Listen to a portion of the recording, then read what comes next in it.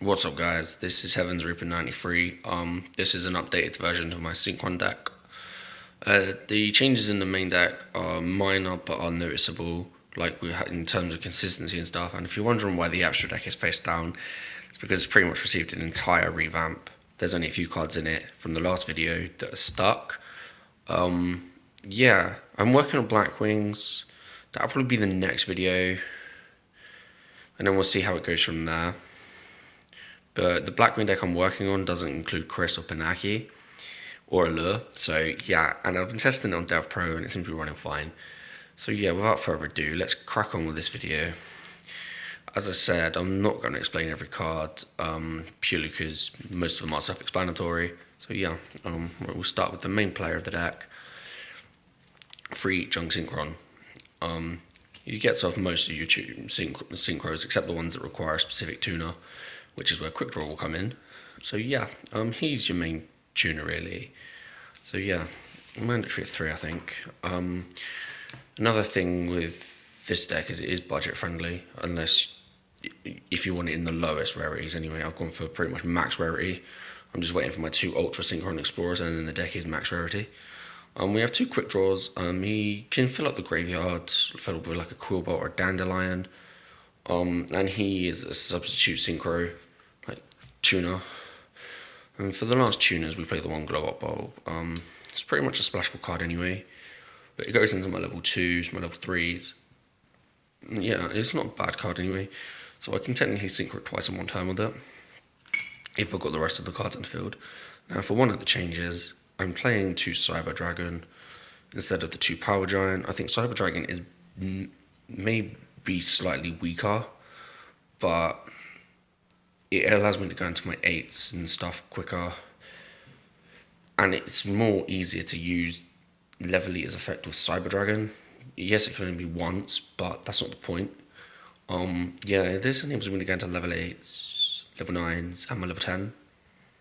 So yeah, I'd play him over Power Giant because his level is consistent at 5, as with unlike with Power Giant, who it fluctuates. I'm playing 2 Tuning Wear. Can act as a level 2, so essentially it can go into what, 2s, 3s, maybe even 4s, depends on what else you've got out. And it also draw power when he's used a synchro material. 2 Quillbolt. Like Tuning Where he is a junk synchron target, which goes into other synchro plays, and if I just control, say I discard him with Quick Draw, use his effect, bring it back, that's instant level 7. Obviously one of the substituted synchros anyway. I'm playing 2 Doppel Warrior. In my opinion, Doppel Warrior is too cloggy at 3, way too cloggy, just like Quillbot and Tuning Wire. That's hence why I only run 2. When I special summon from the graveyard, I can summon him from the hand, and when he's used a synchro material, I can get summon 2 Doppel tokens. Sorry, I have got a bit of sore throat, so yeah. 2 Synchron Explorer and Super Rare. I am waiting for my Ultras. Yeah, it just allows me to reuse Quick Draw, Junk Synchron, and itself. So yeah. Excuse me. And for the 1-Ols, I'm playing the 1 Grand Mole, 1 Dandelion, 1 Zephyros the Elite, and 1 Level Eater. Pretty much they're good for 1-Offs, seeing as most of them can only be ones anyway. Outside of the extra deck, Zephyros is my strongest monster, but this deck is supposed to be designed to be weak low level monsters because of how quickly you can facilitate synchros. That's it for the monsters. Now on to the spells. I'm playing 3 Tuning. Pretty much mandatory in this kind of deck. Before people comment going, where's Jet Synchron? I've tested it, it didn't run properly. I didn't like it. I'm more comfortable with the Synchrons that I'm running. I mean, Jet Synchron, all in all, is not a bad card. I just personally, in my opinion, I didn't think it tested well. I may possibly again test it in the future. Yeah, tuning allows me to search out Synchron. It's like Quick Draw and Junk Synchron, because it has to be Synchron tuner.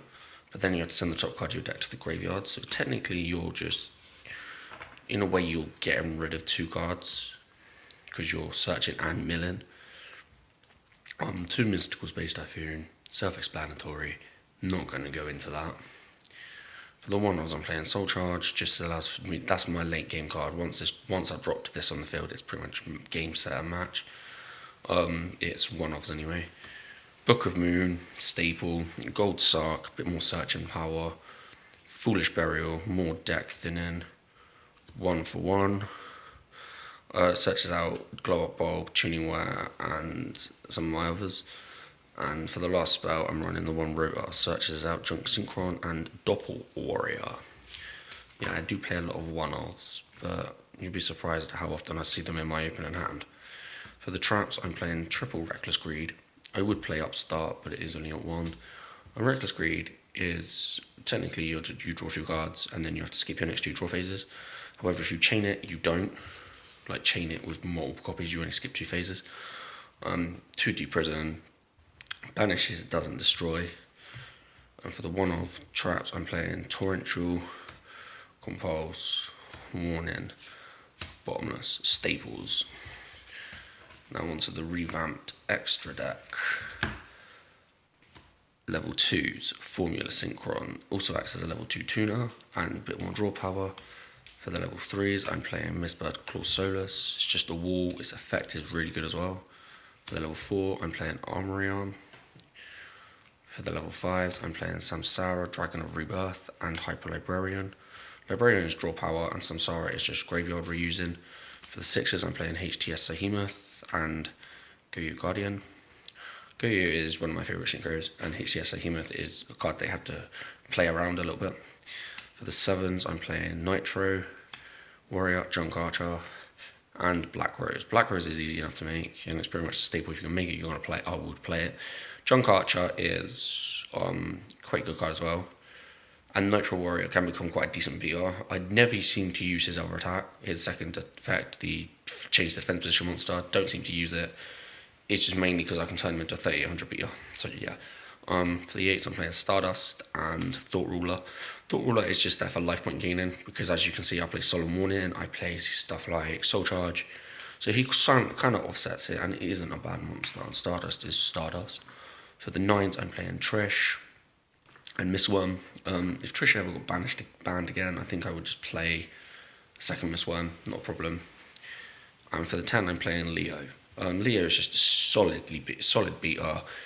He can't be targeted outside of my main phase by card effects, and a 3100, it's not going to be difficult to run over. It's going to be really difficult to run him over. So yeah, that's it for the deck, guys. Yeah, sorry, it may not be perfect, blah blah blah, but in my opinion, it's consistent. It runs really well.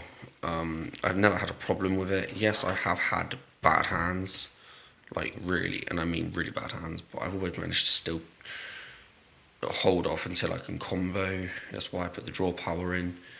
But yeah, if Upstart ever goes back to 3, I think Reckless Greed will come out for the 3 Upstarts, not a problem. And I'm thinking if Trish got banned, it'd be another Miss Worm. I have been thinking of completely substituting Synchronics Raw for Card Trooper, which I probably will end up doing because I do like Card Trooper, and it's a level 3, more milling. So yeah, that's it for the profile, guys. Yeah, enjoyed the video, and thank you to everyone who liked and subscribed before. And just because you don't like an archetype, you don't need to really downvote the video. People have done that with my Noble Knight deck. Because they don't like the archetype, they downvoted it, which I think is a really pathetic reason, to be honest.